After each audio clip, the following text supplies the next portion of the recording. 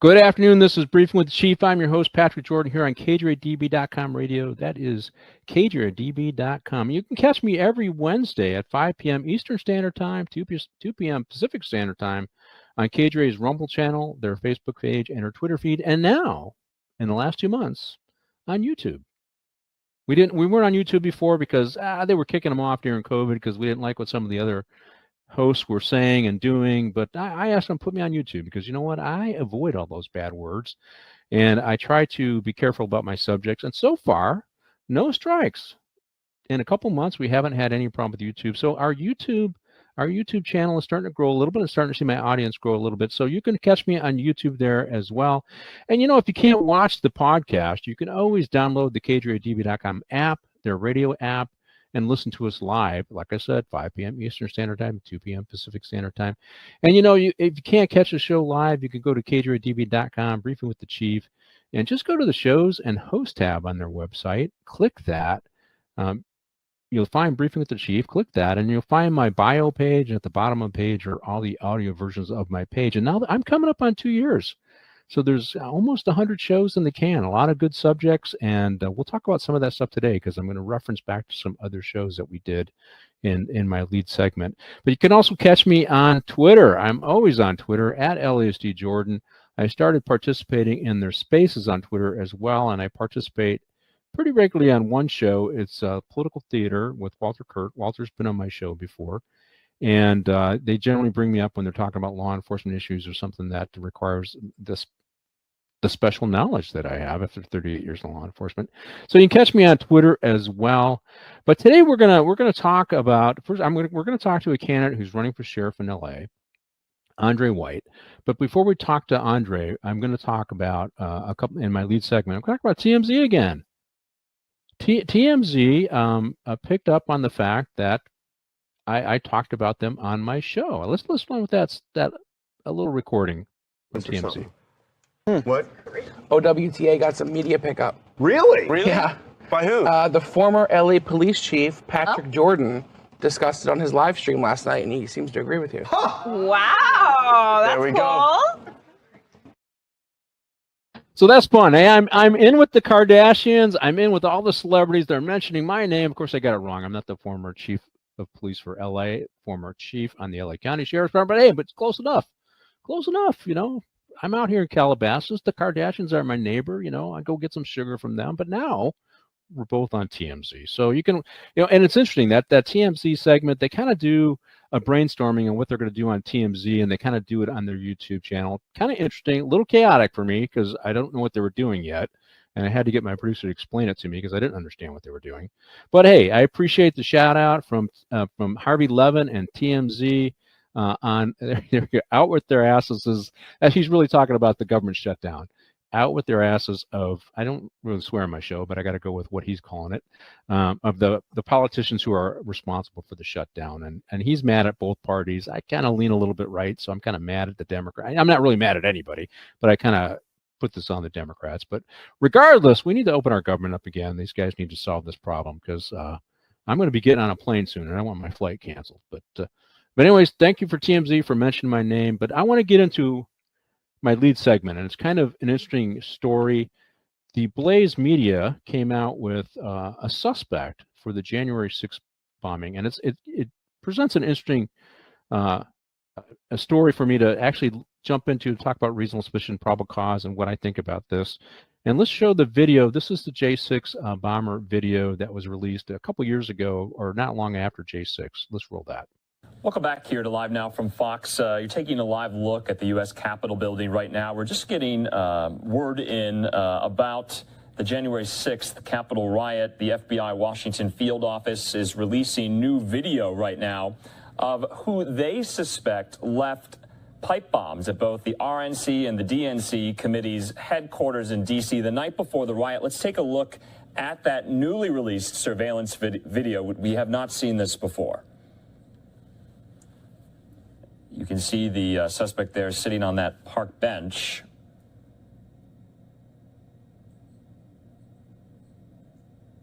Walking with a mask on and a hoodie on with a bag in his hand. We are learning that The FBI is seeking any more information on this. They're offering $100,000 for information leading to the arrest and conviction of the suspect. They're hoping someone might recognize the suspect's clothing, his gait, or his mannerisms and be able to identify him for investigators. The bombs were located around the same time that a mob leaving a Trump rally in Freedom Plaza marched to the Capitol on January the 6th. We have some tweets we want to put up here from the FBI Washington field office. They just released this statement today on Twitter saying the FBI is extremely grateful to the American people. Okay, so we're gonna talk about this video, but the first thing I want to do, is call out the Fox News for assuming that this is a man. It drives me crazy, because there's no indication that this was a man, but they assume that, and it could be a man or a woman. Now, in later reports, they do that, but we're going to talk a little bit about the gait analysis and how the blaze got there, and I'm just going to read let's show the suspect. Now, they've identified the suspect as Shawnee Ray Kirchhoff. Now, it's interesting. I did a little background on her. She was a former collegiate soccer player for Temple University, so high-end soccer player. Now she worked for the Capitol Police, and she's since left the Capitol Police, and she's working security at the CIA. And the blaze is suggesting, based upon gait analysis, this is GAIT, gait, how you walk analysis, that over 90% she's the suspect. Now that one's, when I was the chief of police for the LA Metro, people would come and try to sell me all kinds of products, and we had all kinds of CCTV cameras all over the transit system, and they wanted to sell me facial recognition and gait analysis and all this other stuff. And so I got a pretty good knowledge of how that stuff works. And basically what they do is, let me read the article first. Let me read what Blaze says. A forensic analysis of female former U.S. Capitol Police officers' gait is 94 to 98% match as the unique stride of a long sought after January 6th pipe bomb suspect, according to the Blaze News investigation confirmed by several intelligence sources. Now, this is just, when they say intelligence sources, they go to another private people to look at it and say, yeah, okay, yeah, that matches. And the source close to the congressional investigation of January 6th additionally told the Blaze evidence has emerged recently that pointed towards law enforcement possibly being involved in planting the devices. The software algorithm that analyzes walking parameters includes, well, I'm not going to get into that. I'll give you layman's terms on how to do that. So basically what they do is they'll look at a known person, right? So let's say they watch me walking on CCTV camera. They take video of me walking. And there's certain signatures that come off of my gait, my height, and all that other stuff that they'll use to say, okay, this is Pat Jordan's gait. And if they're looking for Pat Jordan because they think I'm a suspect in a bombing or something like that, now they'll look at my gait. Now, I have a known signature on how I walk, and then I'll analyze video related to the event to see if I fit. In this case, they got to work it backwards. They have the gait of the suspect, right? And now they got to look at all the video that they have around DC on January 6th, because they're assuming it's a January 6th person. And then they look at that gait and look at all the people they have on video to see how they're walking. And that's how you come up with the suspect. And it sounds like, based on the article, it was internet sleuths. So it was people who were gathering all the video was made available to the public. So people gathered that video. They did the analysis. They got the video that you just saw there was released by the FBI, but they slowed down the frame rate. So you couldn't do a gait analysis on that. So they got the real video, and they were able to do a gait analysis of that video. That was their signature.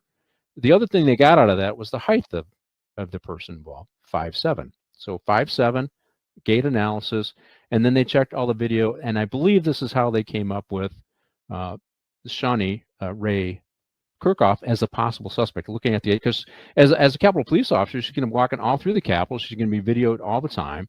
And if the two gait analyses match up and the heights match up, that's pretty damning. That's what we would call, I think in my mind, we would call that reasonable suspicion, meaning it's pointing that, I had a crime, and this person might be the person who did it.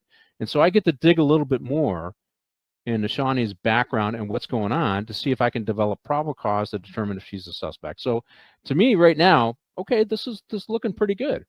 Looking pretty good. But there's other things about this that are pretty damning for her. And that is that the person who did this knew the shortcuts through the capital area, the capital region. Now she's a Capitol police officer. She's worked there for 4.5 years before she left to work for the CIA. She lives in Virginia. It is likely that the person who knew those shortcuts was from that area. So you see what's happening. So you're stacking on a reasonable suspicion, and you're moving to probable cause that this might actually be our suspect. But there's something else that's interesting about this. Something else. Now, and I couldn't find the news report. When I first started looking at this yesterday, I really wasn't paying attention to it, and I didn't understand who Shawnee Ray Kirchhoff was at the time, but they were talking about her, and they said that she used to be in training, and she was training certain stuff, and she had testified on January 6th against for the January 6th riots. She had testified against people. She had used pepper balls against people. So her name was already out there as somebody who was deeply involved, because they put her on the stand to testify, right? So we already knew who she was, but it came out that she was involved in training of the Capitol Police, and I believe it was riot control stuff, and I couldn't find that yet. I couldn't find that report, and I'll keep searching, because I think I might want to do a full show on this. But here's what I know is here's the other link that I have an issue with is I had Thomas Speciale on my show, and Thomas Speciale was talking to me. He's an intelligence contractor. He worked for the DNI. That's Defense DNI. Let's see. I can't remember what DNI stands for, but it's one of those intelligence agencies up there. And he was working closely with the FBI, and they targeted him because he was a Trump supporter. And we talked to him about what happened to him, and he won all of his cases. He won everything. He was cleared. He didn't do anything wrong. He was labeled a violent extremist. He sued the person who and the Virginia Democratic Party for calling him that, and that led all the way to Abigail Spanberger, who was recently elected governor of Virginia, and she's the subject of his lawsuits. So that's what I had talked to him about. But on a previous show, he talked about this case, and he talked about that the devices that were found were actually looked like inert training devices. Now, the FBI has identified them as real pipe bombs in that report, but this is a guy who had knowledge of the case. He says, no, they weren't. They were training devices. And this is where I'm starting to get really suspicious of Shawnee. Okay, so she's involved in training. You know, if you're training people on how to look for bombs, they have these inert devices that they use to train the coppers. You know, and they just give them basic. You know, on an inert device, they're going to, okay, here's your charge, here's your power source, this is how these things work. Now, they're not working devices, but they just showed the nomenclature of a bomb and what you might look for, and they're not going to give coppers the detailed analysis of that stuff, just so that they know what they're looking at when they see it, right? That's really what the training is about. That's what they use those devices for, and they might plan them and have the coppers search for them, and just so that obviously it's just practice looking for devices, right? But that these devices that were planted outside the Democratic National Convention and the Republican National Convention, they were planted the day before January 6th to January 5th, were these inert devices that would be available to somebody who was involved in training of police departments. So that one for me, it's like, ooh, you know, this one's based upon my 38 years in law enforcement. That one is it kind of it narrows that focus, right? Now you're getting to the point where it's probable cause, like crime did occur, and this is a person who likely did it. I believe you at this point have sufficient evidence to do search warrants. But hey, you know, the thing about gate analysis, though, it's not 100%. And this is why I never bought the product, because they couldn't say for sure that when they do a gate analysis, that if I'm looking for somebody, that the person is exactly it. That's one of the reasons why I didn't buy it. And there's a reason why, like, facial analysis is one of the ones they were trying to sell me at the time. But facial analysis, when you're looking at a crowd, is really hard, right? You got to get the person straight on. You got to have a good shot as the face that you're using that you're looking for, and then they have to get a good shot on video. And in a transit system, it just didn't work well. Gate analysis was the same way. And the other thing about it is it didn't give me what I really wanted, and that was, these are all great for after event investigations, but it didn't really give me what I wanted, and that was real-time warning that I had a bad guy that had been previously identified on my system. Because the problem with gate analysis and facial recognition, it has to be constantly running. If you got a CCTV camera that's integrated into a main server, you have to have this analysis constantly running in the background, looking at all the faces and looking at the gates, and then comparing them to the gates of the bad guys that you're looking for. Well, that takes a lot of bandwidth, and that takes a lot of energy, and that takes a lot of what I would call RAM, but memory to do that stuff. And so the cost was just so prohibitive, so you couldn't really use it. So I never bought it as a tool. I mean, I got a decent knowledge of what it was all about, and it would be great to use as a after-action investigative tool, which it appears the FBI is doing. And this was about 13 years ago, so my assumption is that this technology has gotten a lot better. But I'm still a little jaundiced at saying that she's the suspect in this just with that. We have to have other things. Now, the great thing about it, in her favor, is all you need is a good alibi to knock this down. I was at friends at a bar across the street, and the person was on a phone. So let's see your phone. Does the phone show that you were outside the DNC or the RNC at the time? This person was making a phone call on the phone. So who was called? You know, did somebody standing outside the RNC or the DNC, did Shauna's phone make a phone call to somebody? So there's a lot of things that can pin it down even closer on this person as a possible suspect, or could say that she's innocent and she hasn't done anything wrong. So, but I wanted to use this as first of all, it is breaking news that they've identified a possible former Capitol Police officer as the possible bomber on January 6th, even if it is the Blaze, which leans right. That is groundbreaking news. But when you do an analysis, okay, there's something there, but there's still some blocks we got to put in place before we can really say that this person's a solid suspect. I think there's probable cause for search warrant. I've written search warrants before. I've reviewed thousands of search warrants. I believe there's sufficient evidence there to check the phone and do that other stuff. And person of interest, suspect, probably not there yet. And if Shauna is innocent, you know, we need to support her. But I'm telling you, there's some damning evidence going against her. So anyways, that's my lead segment, that there's breaking news. They've identified as possible suspect, not the authorities, media. And now the authorities are going to be challenged to either clear this person or gather more evidence to prove that this person did or not. And here's the other thing. Even if Shauna is the person who might have done this, and like I said, I'm not there yet.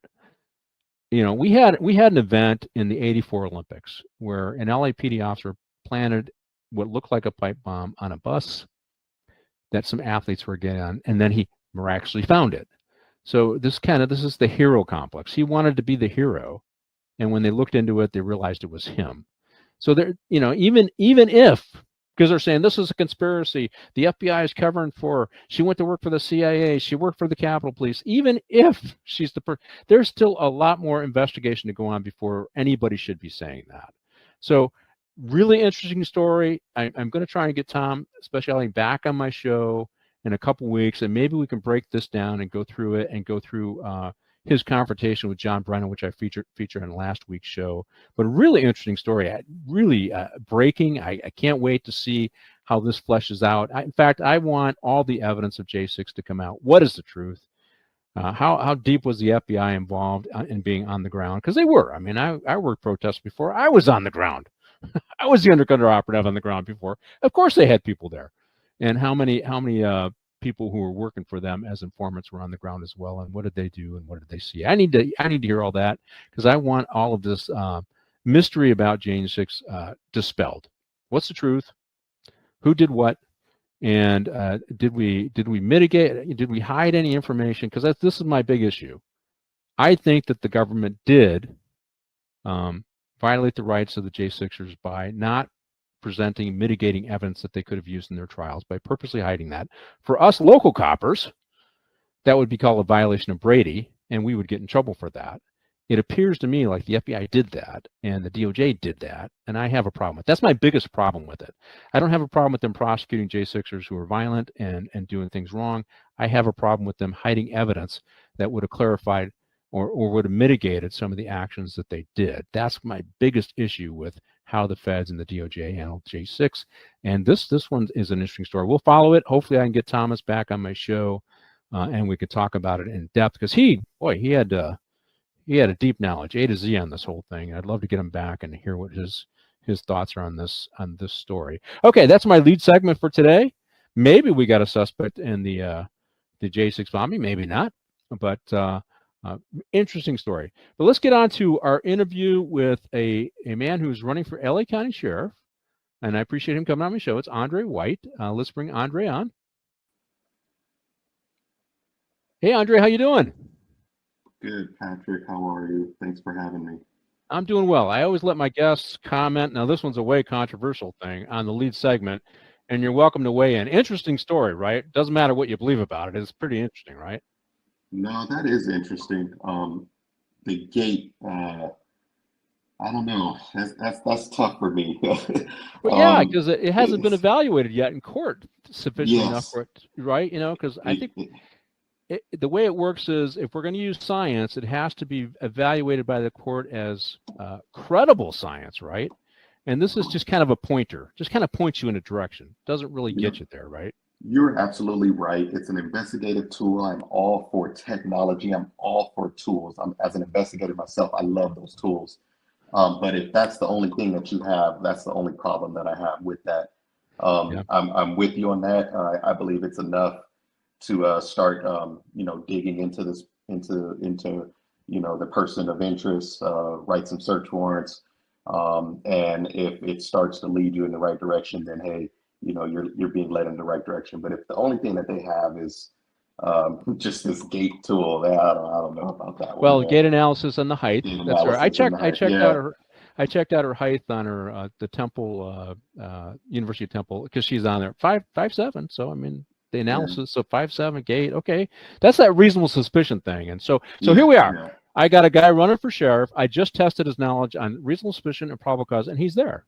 So he knows how to be a cop, right? Yes. All right, Andre. So, all right, who are you and why are you running for sheriff of LA County? Well, as you announced me and introduced me, I'm Andre White, and yes, I am running for Los Angeles County Sheriff. And the reason I'm running when people ask me that question, it's a very complex question, complex answer for me. But to just in short terms, I just really believe and strongly believe it's time for some serious change and someone that's going to actually bring it for everyone. Bring it for the deputies, bring it for personnel that are on the department, whether they're sworn or not, and also some serious change in the community. And hopefully we can bring that relationship back together and bridge the gap that we currently have between law enforcement and the community. Yeah, I do believe that. When I was a chief, so I was chief of East Patrol Division. I don't know if you worked the East Side. I was South Patrol Division. Yeah. You're at South. I know. I worked there a lot too, but I finished up as the chief of East Patrol Division. And I just got to share my experience with you because I have a feeling it might be similar to yours. Is although we talk about the gap, and once you get out there and actually talk to the city managers and the city council folks and the citizens, yeah, there's a gap with part of the community, but a lot of them are also very supportive of law enforcement, is what I found. And so the narrative that there's this huge gap didn't measure up, but there still are issues to deal with. So I'm respecting where you're coming from, that there's a gap, but we also have a lot of great supporters in the community. Where are you working now? What station are you working? So I'm over at South LA with OSS, and you're right on point. There are a lot of people that still support law enforcement, but I think when I mention this gap and I talk about this gap since 2020, it's been a challenge for law enforcement, especially on the line, and I think that's where when I talk about that gap, that's where our issues are, is how to get that back in line with pre-2020. And because we lost a lot of support, a lot of community support because of that, and just politics in general. But I think we are tremendously supported. There's a lot of people that know we need to be there. A lot of people that support law enforcement, but I just think that there's a few things that we can do better on to just improve the relationship moving forward. Well, let's throw your website up there. Just here he is. He's got a page for his website, and you can find Andre at www.Andre White. That's ANDRE White, common spelling, for the numeral 4 sheriff.com. And here he is, smiling face, young guy, Andre, and I like your little phrase there: committed to protect and dedicated to serve. It's time. What do you mean by it's time, Andre? So it's time. When I came up with this slogan, I was battling back and forth between just it's time itself and adding something before it's time. So we went with committed to protect, dedicated to serve, and I made sure to keep that it's time. So it's time. My thinking is that's anyone that reads that can literally put their own their own context of what they believe it's time. So my belief is it's time for change. Another person may see it as it's time for whatever they believe in. So Yeah. I when I was thinking like that, I said, I think when people look at that, I want them to put what they believe it's time for, because I'm sure we'll all be on the same page. But my meaning behind it is it's just time for change. We need something different.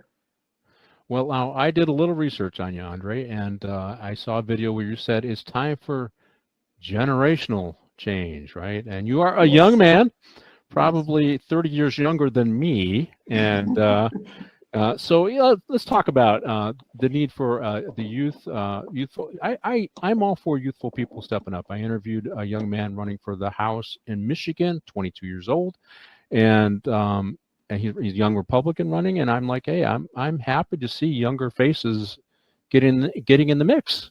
And so let's talk about generational change. What do you see that? What do you mean by that? What do you see? How does that help the department but more importantly, the community moving forward? So when I say generational change, I mean, I consider myself the current generation. I mean, of law enforcement, right? 11 years old. I'm 34 years old. I think I'm the current generation. I've learned from the past generation. My training officer, who I consider my my work dad, has close to 30 years on, right?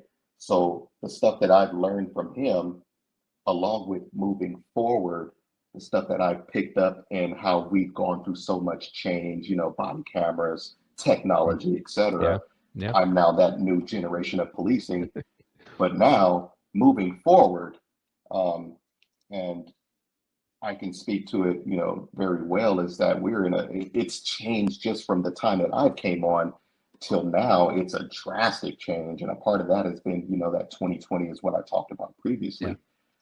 And I think we have to really be able to understand this next generation of policing and being able to relate, being able to understand the community. We have different customers. We have different recruitment efforts. We have people that we are trying to reach out to keep this department going. We have to understand them.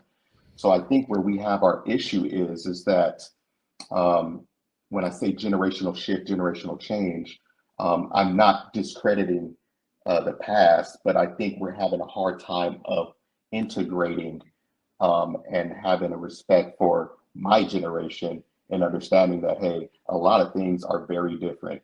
And in order to get into this, 1,600 deficit of deputies, we have to adapt and we have to change if we're going to continue to stay on these same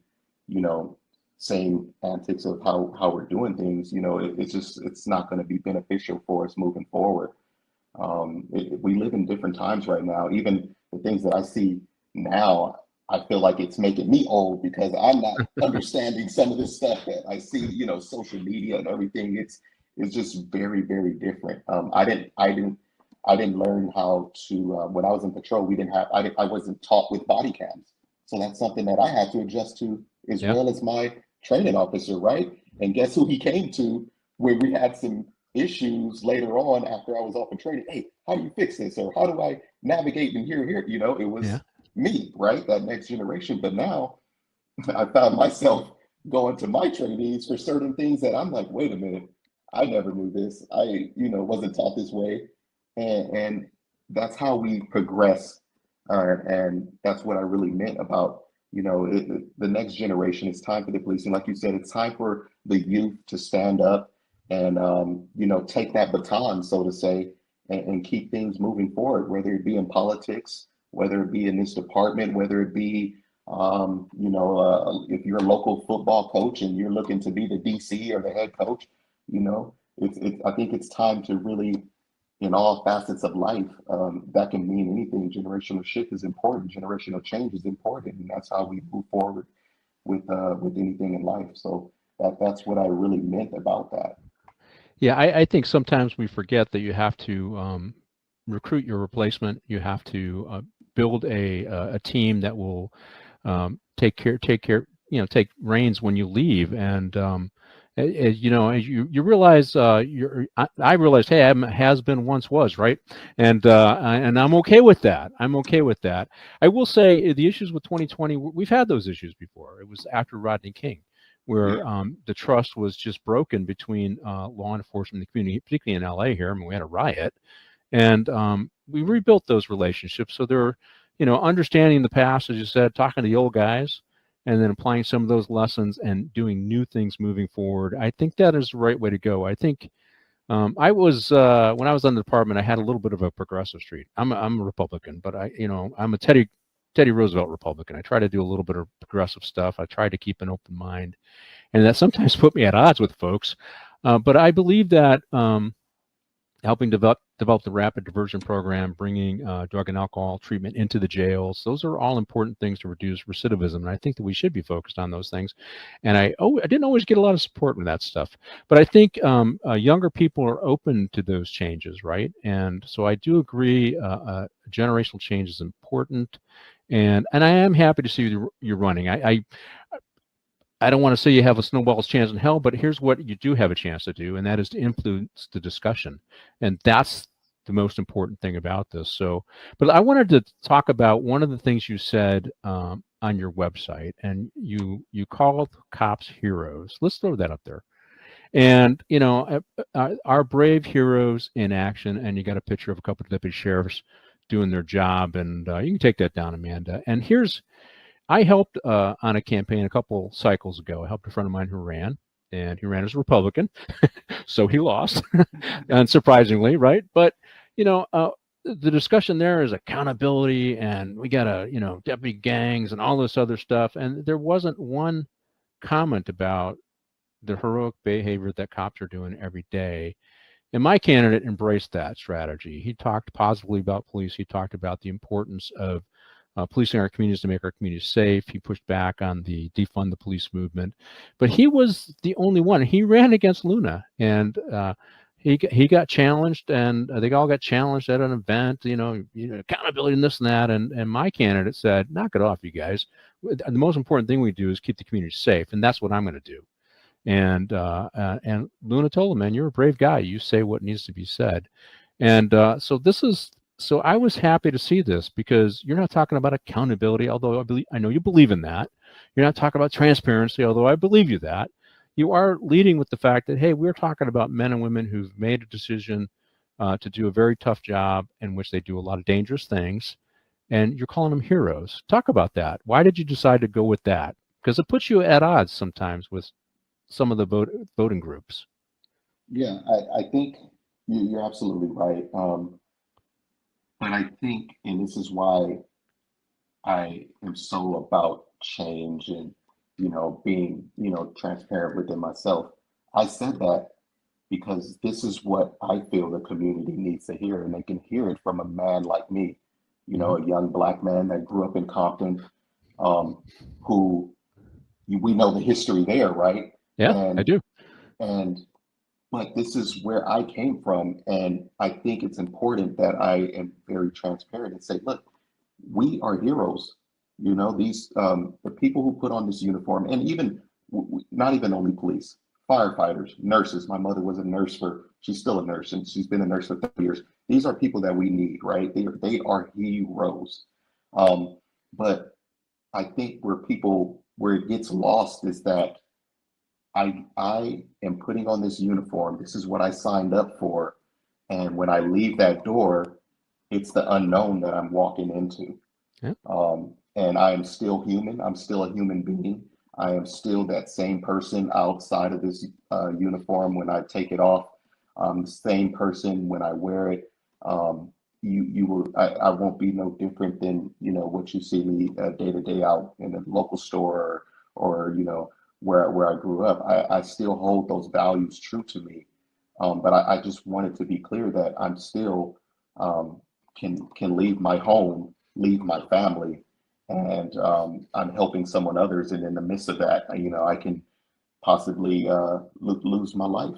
And I Yeah. think where people, that's where I wanted to make it clear is that I'm like you said, I'm for accountability, 100%, because the stuff that I'm not for any type of thing that's going to discredit what I've worked hard and what I've worked hard to be.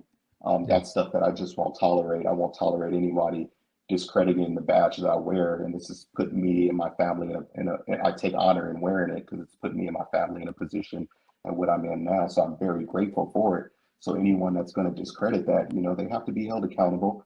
I'm all for transparency. I'm all those things, but at the end of the day, yes, I want people to understand, this is a challenging profession.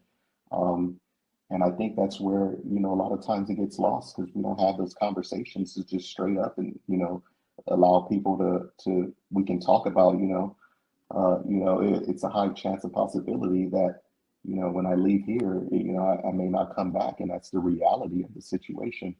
We see this on the news and we see these stories, but I think it doesn't really hit home until you can hear it from someone. You can hear it from a Yes. leader. You can hear it from deputies in their community, etc. We are all still human. We all still walk in the same pathway. It's just that, I signed up to do this job and, I hold an oath and I'm going to do it to the best of my abilities.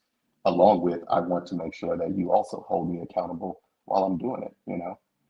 Well, great answer, but I'm glad you led with that because, the men and women in law enforcement are part of the community too. And I wanted to get into the community that you're from. We got a Sentinel news article. I think they're talking about you. And Yes. here we got Andre White aims to make history as the next LA County sheriff. And the history is that you would be the next black sheriff, but that's beside the point. I think it's if you were to be a good sheriff is the most important thing. But probably when you're about 10, my first assignment was Compton as a lieutenant. We took over the Compton Police Department. I think it was 2002 or something like that. And obviously there was a lot of lack of trust, all that other stuff. But we cut the murder rate from 100 murders per 100,000 down to like 37, kind of bumped back up again. And but we kept it, I think, under 50 for a long time. So they went from being like number 17 in the nation to 34 or 50, whatever. So we reduced the mortality rate. The more interesting one was the accidents, which were crazy. We had just as many accidents, fatal accidents in Compton as we had murders at the time. And we put together a traffic program. And we cut the murders down by over 90%, or not murders, fatal accidents, 90%. So the mortality rate in Compton dropped dramatically. And I bring those issues up because you talk about trust. One of the ways of building trust that I found the short time I was there was if we provided quality service every day, that the community will support you. And that's all the community in Compton wanted at the time. That's what we gave them. And I think 5 times that you did referendums to get rid of the sheriff, we want our own police department back, and they lost. They lost because we had built trust with the community, and it wasn't always perfect. Yeah. But we try to put our best foot forward every day. We reduced crime, we reduced mortality on accidents, we made the community more livable, so you could grow up, right? And so that other young people can grow up, go to school, go to college, and just live their life. And I think that's when I say trust, that's what I'm talking about in law enforcement. You want to expand upon that, why it's important that somebody like you who came from Compton runs to help rebuild the trust for marginalized community, but the whole county. So in specifics of Compton, you're absolutely right. Where the trust comes in is that we have to go back to building those relationships with a small city like Compton, where you have people that have block clubs, You have Mhm. people that have crime suppression little clubs, neighborhood watch meetings, building trust with community members. But we have to show up. We've lost that. We've gone away from that. I've talked to plenty of community members that are different block clubs, and they just say, the sheriffs never come by. They never come by to talk to us. Um, the relationship it isn't there, and that's how we solve crimes as well. Because Yes, it some is. people are ready to let you know where it's going on at, or Mhm. where they saw it, or who it is, and but they're not going to freely come to you. They're not going to come down to the station. You have to bring that relationship. You have to build that relationship over time. It has to be trust. They have to trust you. They have to trust that they can trust you with this information. And that's where we lost it, and I've talking to some community members from my city in particular that have stakes in the city, and they just say, we don't have no one that's come down to us to even, to start building on what we used to have back in those days that you were referencing Yeah, to, yeah. where the murder rate was down. And I hate to pick on Compton, but I'm from there, so I get to pick on it. um, Okay. we haven't had a consistent captain as well, and I think that's another issue as well. I've lost count of how many captains that station has had, to help, probably bring some consistency to that Yeah. station. So that's another big issue that has to be addressed, and not only Compton but in other stations as well. The high turnover Yeah. for leadership, it becomes an issue because you have one person that probably comes in and says one thing, and then as soon as they get comfortable with this person, they're gone. So but I think that's a problem just in law enforcement in general. That's a problem with deputies. That's a problem, high turnover rate. So you can't really, it's hard to build those relationships. But we do have to start somewhere, that's for sure. Well, I do remember there was a guy, Deputy Rafer Owens, I think he worked for me. And you see, you're smiling. I Yeah, loved that guy, and he was mhm. he really did a great job at connecting with the community. I think he's still there, and he's still connecting. I think He's he might have still he's retired, but he's retired, but he's still in the community. it was a big key to that, and I'm sorry to hear because that was our concerted effort we made at the time. So you're going to reinvent what we already did, right? And do it as a sheriff. Get out there, talk to the community, because you're right. If there's a division after 2020, it made everybody suspicious, not only the community Yes, but the cops. Will I be yes, accepted if I go to these meetings, right? Because I could tell you sometimes you go there and you get called names, right? And I yeah, tell guys, yeah, I just need to be thick-skinned about that. That's going to happen. But once they get to know you, they're going to like you, right? yeah. But that's good answers, though. I appreciate you diving into that because that's a little personal for you. That's where you grew up, and It's did you? personal. I'll give you a actual even more personal answer, or not an answer, but another, just a personal take. My first law enforcement experience came with the sheriffs in the city of Yeah. Compton. This is something that, it's not, I haven't said this anywhere, so you are first to hear this All story. right. First on That Briefing with the Chief. first certain briefing with the chief. I was uh, I was about 17 years old. Um, like I said, my mom was a nurse. She was actually a nurse at, I may be messing this up, but one of the prisons down in San Diego. I can't think of the name off the top of my head right now. So she was a traveling nurse. She stayed primarily down there. I was a very responsible kid, as you can see now. Yeah. Yeah. So she left me with her vehicle and left me with the job of, making sure bills were paid, teaching me how to be responsible. So we just left my cousin's graduation. He just graduated high school. He was actually a Compton sheriff. Give you a backstory. He was a Compton sheriff explorer. So we're driving from one city over to the next. We're going to Carson to my other cousin's home. We were all going to spend a night there. We just left, and we get pulled over on Compton Boulevard, just west of, I think, Redondo Beach Boulevard. No, Avalon. Sorry, Compton Avalon. Okay. Boulevard, just west of Avalon. We get pulled over.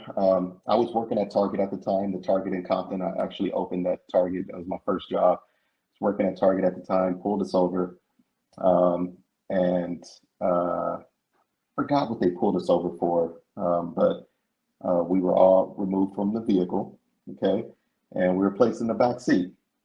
And we're all in the back seat, and I wasn't too worried about anything.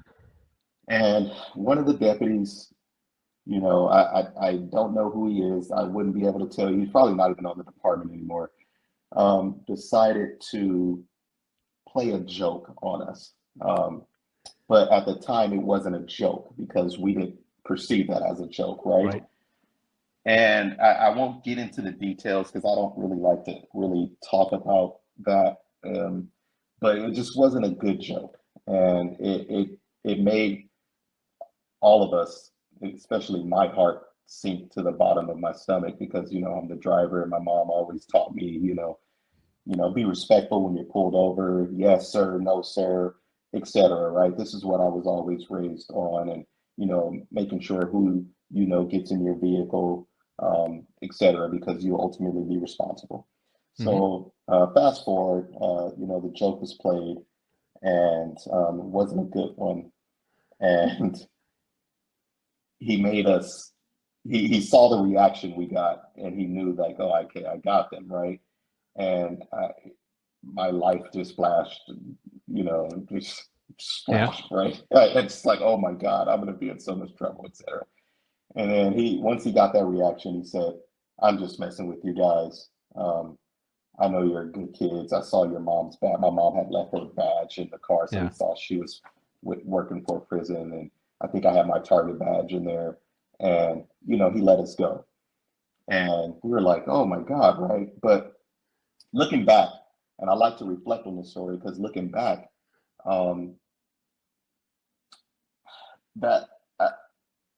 looking back, I understand it was a joke, but by that being my first law enforcement experience, you could have easily changed the way I view law enforcement. Yep. And I'm so glad that I'm strong-minded and I'm raised the person who I am, and etc. My mother wasn't too happy about it. She called down to the Compton station. It probably was you as the lieutenant watch commander. I don't know who she made the complaint to, but you could have easily changed my view of law enforcement. And then, but I love to tell this story, and I haven't, amongst family members, because now, fast forward, and you come full circle, I am now looking to be the leader of that same law enforcement that I had this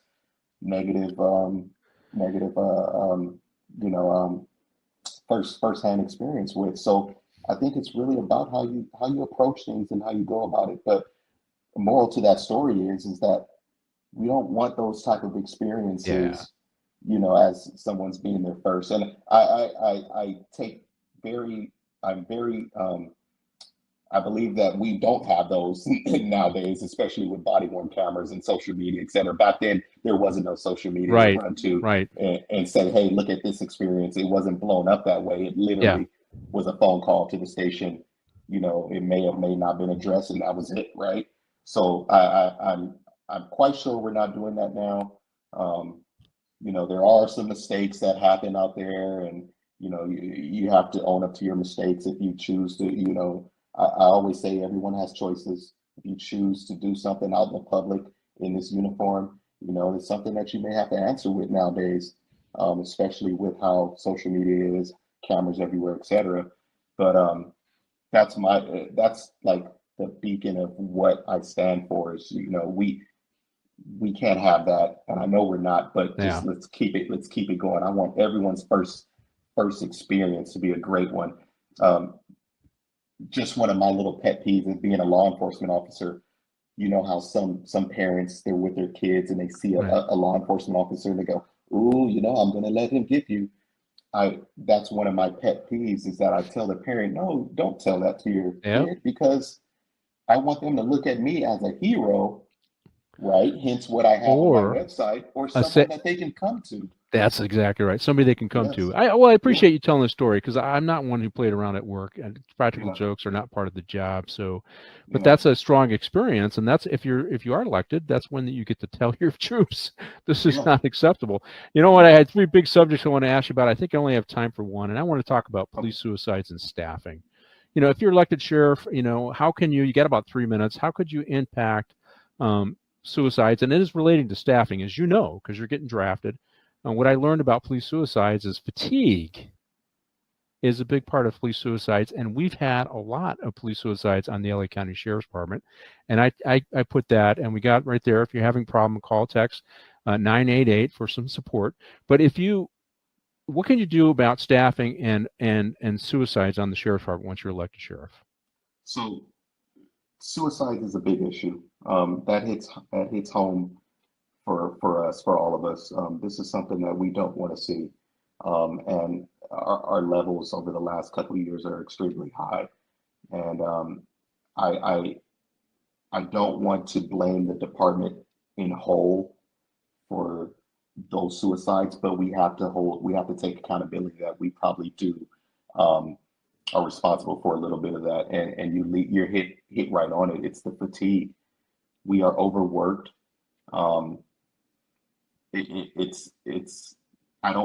I don't think people really realize how much we are asked to do. And I'm going to break it down really quick. We're overworked. We're forced to work so much overtime, mandated overtime. And then when you do have that day off, you may get drafted. And then when you do have that day off, oh man, it may be a court appearance. You're missing family events. You're missing holidays. I can't tell you the last time that I enjoyed Thanksgiving when I was in patrol. I think I had Thanksgiving, one of my favorite holidays, always was in patrol. That can take a toll. That can take a toll on your home. That can take a toll on your household. If you're missing kids' events, you have marriage issues probably that are arising because you're never home. These are things that I want the community to understand. We are human. We are still human. We just wear this uniform, but we still suffer the same thing that you may suffer in your own household. Some of us, we are one of the highly taxed professions where some of us live paycheck to paycheck. We may be the breadwinner for our family. We may be the breadwinner for our home. We have a lot riding on our shoulders, and to come to this department where you believe that you will get full support for anything that you may be going through, I think that's where we're falling short on. All right, we got 30 seconds to go, Andre, and I want to thank. We haven't really addressed the issue with man shortage, but to address that issue as the next sheriff, as your next sheriff, it goes back to changing things. We have to change some policies.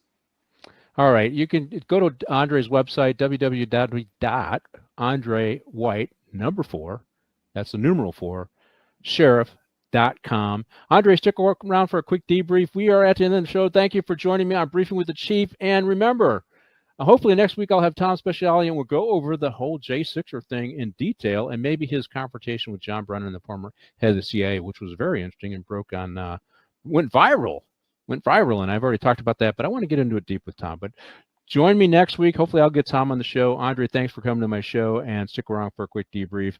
Amanda, you can take it away.